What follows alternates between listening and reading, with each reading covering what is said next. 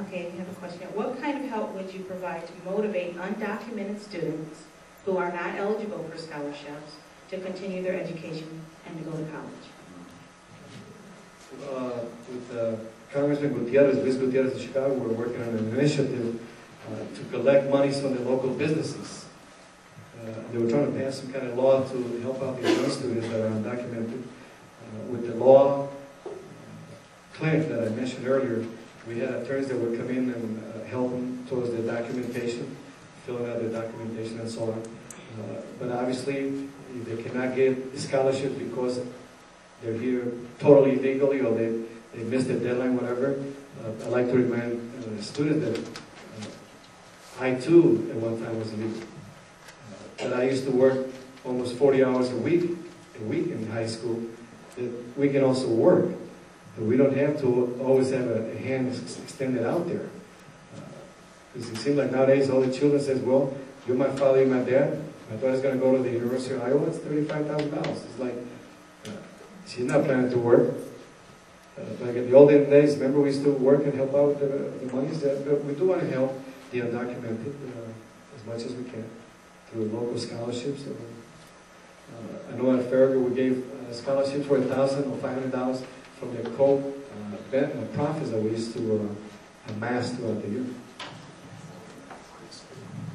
Can you speak to the dress code in the Waukegan school system? Do you believe that we should have one? Well, you know, the dress code, again, I like to assess the situation. I know at the previous school, it definitely was needed because they had the subgroups of the gangs. They had the Latin King colors with the gold and the black, the visors and the purple and black, whatever. So it was needed. Those days at the previous school, we used to have a mob action fight 2 a day. Once in the morning, once in the afternoon. It was like lunch, you know, breakfast and lunch. So you do the math. That's about 10 a week. 180 days, you do the math. The next year, we instituted the uniform policy. We got the award as the safest school in the school of Chicago. You tell me about it. We got that award twice. Do we need it here? As I walk in the cafeterias, I like to sit down with the students. And walking and said, Mr. G, are you the new guy? I said, yeah. I said, yeah, I'm seeing a picture, whatever. Are you going to bring uniforms? Some students were on behalf of uniforms. I said, we don't know. We're going to assess that. Obviously, we look at that. We want to look at that carefully. Get some input from the community, from the central office, the Lincoln Center, and so on. And if needed, we'll do it. If we don't need them, I personally, we used to have once a month. Once a month, we used to have a dress up there at the previous school. The kids look beautiful and they were well behaved. So it was my choice between a uniform and regular clothing. They look beautiful in regular clothing. If they need to be reformed because you're wearing colors, Latin King colors or whatever, or vice versa, then we got to take measurements. But I'm not going to give you an answer without properly assessing the whole student body and their needs. Okay, you mentioned that you viewed Wisefield and you didn't like the brown jail colors and whatnot. Have you had an opportunity to maybe visit our science lab that is in a desperate and dire need of an infusion of cash? And what is your proposal to update or to bring funds into that science lab? Yeah, not only the science lab, I also visited the technology programs, the computer programs, and we definitely need to bring in some extra computers into the programs. Obviously, the monies are kind of tight here at this district, but definitely lab, it's a class that we all learn on the job training. We definitely need equipment, microscopes, etc., etc. We met with the deans of instruction to make sure that everybody had their books and the proper lab equipment to conduct classes. Here at Waukegan, each discipline, each curriculum is allocated a certain amount of money. So it's kind of like a tight budget. At the previous system, they gave you, it's kind of a fair system where they only gave you, let's say $80,000, and you had to make magic to pass it around the school. You know, like, who do you give it to? But definitely the lab program needs to be upgraded, and we'll be addressing that with the Lincoln Center. Okay.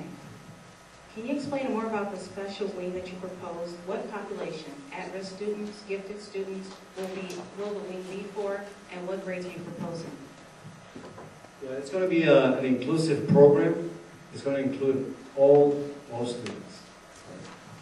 In addition to the college programs that we already have ongoing, it's not going to exclude anybody. It's going to be an inclusive type of program for everybody. We're going to have from English to math, science, social studies, right within the same wing. One of the greatest things about having a wing or a small school concept is that attendance is better, student monitoring is better. You cut down on the students ambulating throughout the whole building, acting full, being late, whatever. Some of the teachers were concerned about, I'm losing real estate. I've been in the classroom for 10, 15 years. But again, we're about serving students. So if I have to move my office and give it to whatever program, so be it. Okay, we have a question. Would you be willing to disclose your salary and your retirement pay from Chicago? What do you think, Chief? I don't have to be. But you read it. Let's see. I make I make about $105,000 just sitting home, right, from Chicago. Right? Is that good enough? Right? But again, some of these monies I used to give kids the scholarships. If a kid needed a facelift one day, I pay for the anesthesia. It's the truth. It's not a joke. If a kid was involved in a burnout building, hey, Mr. G, I need some money. Bring your mother in. See, here's a couple dollars. You know what I mean? To this day, Ronnie Fields, a superstar, and Rockford Lightning, I play with Kevin, and he still comes back. He came back about a week ago to talk to our basketball team because I wanted to speak to this young man about staying straight and doing the right thing, going to college, basketball players. And he still remembers how I helped him out when his house was involved in a fire. So whether you make $10 or whatever, it's what you do with that money that makes you a greater person, not that you're making six figures. Should the proceedings in Chicago go negatively, would you resign your post at Waukegan West High School? And if not, why should we continue to support you? You asked me to admit guilt, so I won't even go there. They say it's been going on for 16, 17 months.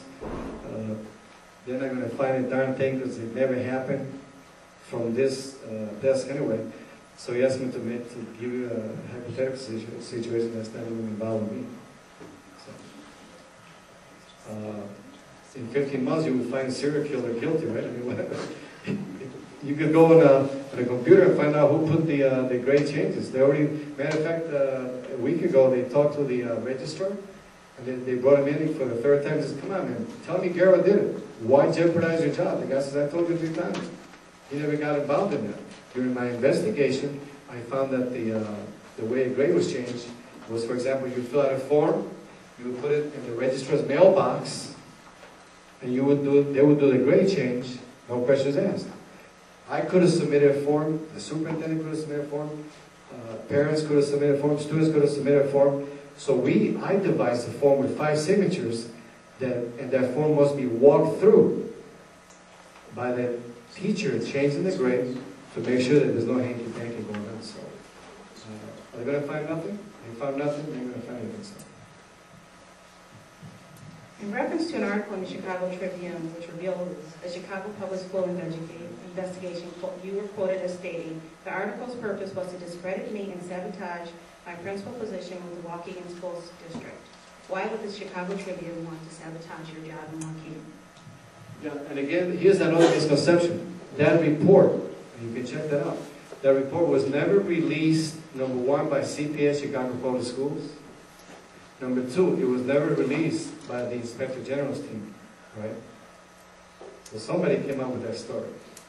And it's being investigated right now by one of my attorneys.